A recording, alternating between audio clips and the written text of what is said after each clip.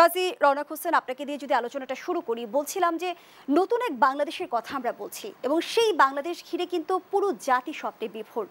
কেমন বাংলাদেশের প্রত্যাশা রাখছেন?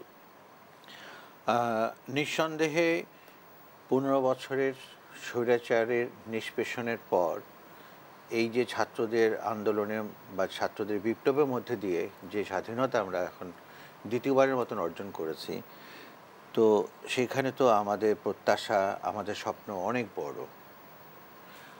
সবচেয়ে বড় কথা যেটা আমাদের বুঝতে হবে, এই বিপ্লবের ভেতর দিয়ে কিন্তু আরেকটা জিনিসও খুব প্রকাশ্যে চলে এসছে, যে গণতন্ত্রহীন রাজনীতি যদি অনেক দিনের জন্য করা হয়, অনেক লম্বা সময়ের জন্য করা হয়, তাহলে সেটার অপরিহার্য পরিণতি এটাই হয়।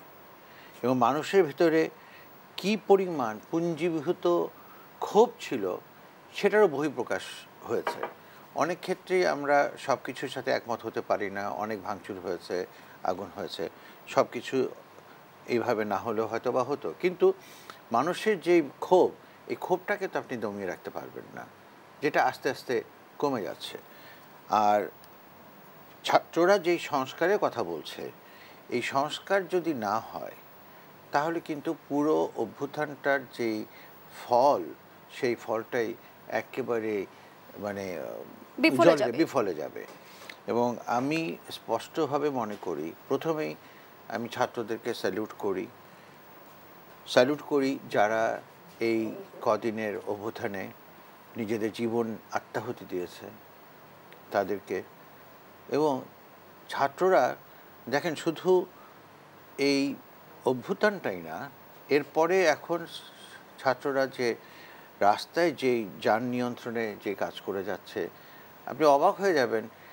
রিকশাওয়ালাও বলে যে আচ্ছা, ওরা যখন কইতেছে তাহলে একটু মানি।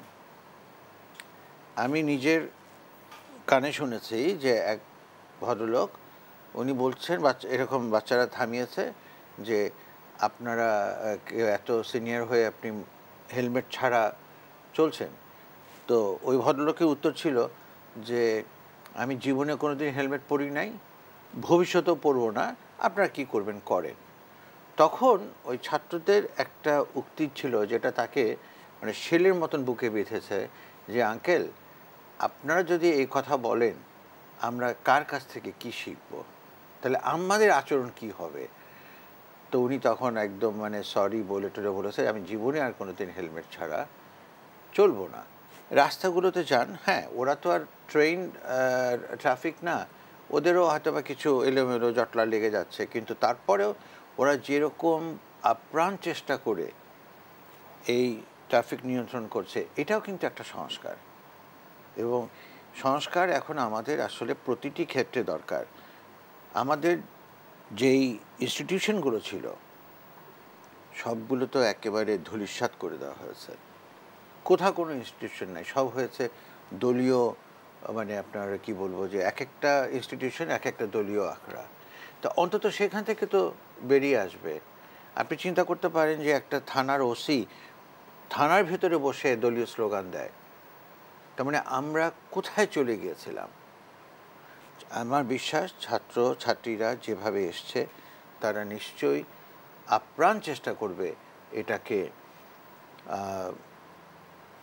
সংস্কারগুলোকে কার্যকর করার। এবং এই সংস্কারগুলো যদি কার্যকর হয় প্রতিটি ক্ষেত্রে, আপনি দেখেন বাজারে কিন্তু দাম কমে গেছে, জিনিসপত্রের দাম কমে গেছে, এবং এটা শুরু হয়েছে। কারণ কি? কারণ তারাও স্পষ্ট বলেছে, দোকানদারও স্পষ্ট বলেছে যে বাজারে আসার জন্য এখন মালামাল আনার জন্য চাঁদা দিতে হয় না, পথে কেউ চাঁদা নেয় না, ফলে ওরা কমে আনতে পারছে, ওরা কমে বিক্রি করছে। এবং দীর্ঘদিন ধরে আমরা বাজারের কথা এলেই যে বিষয়টি সবার আগে মাথায় আসতো সেটা হচ্ছে সিন্ডিকেট। হ্যাঁ, তো এখন পর্যন্ত সিন্ডিকেট নেই।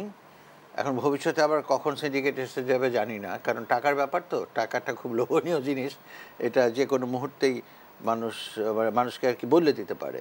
বাট এখন পর্যন্ত ছাত্র ছাত্রীরা যেভাবে এগিয়ে যাচ্ছে, আমার দৃঢ় বিশ্বাস, আমি ওদেরকে আবারও স্যালুট করি যে প্রফেসর ইউনূসের যোগ্য নেতৃত্বে, কারণ প্রফেসর ইউনূসের কোনো রকম লোভ লালসা কোনো দূরবর্তী কোনো স্বপ্ন বলতে কিছু নাই।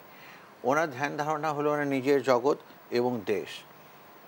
দুঃখজনক হলো পৃথিবীর যে কোনো দেশে কেউ নোবেল পেলে পরে সেই দেশে তাকে যেভাবে সম্মান করা হতো আমাদের এখানে করা হয়েছিল উল্টো। তো এই যে ব্যাপারগুলো, এই ব্যাপারগুলো এত এক্সেস হয়ে গেছিল, যেটার ফলশ্রুতিতে আজকে আমরা এই পরিবর্তন, এই পট পরিবর্তন দেখছি। এবং আমি বিশ্বাস করি যে হ্যাঁ, ভুল ত্রুটি থাকবে। যাদেরকে নতুন উপদেষ্টা মণ্ডলীতে নিয়েছে তাদের ভিতরেও যে কাজে টুকটাক ভুল ত্রুটি থাকবে না তা না, কিন্তু তাদের প্রত্যেকের একটা জায়গায় লক্ষ্য, আমার ওদিন বঙ্গভবনে অনেকের সাথে কথা হয়েছে, তাদের লক্ষ্য একটাই, আমরা দলীয় প্রভাব মুক্ত সরকার চাই। দীর্ঘদিনের প্রচলিত যে শাসন ব্যবস্থা আমরা হ্যাঁ দেখেছি। হ্যাঁ, এবং সেটাকে আমরা বদলে দিতে চাই।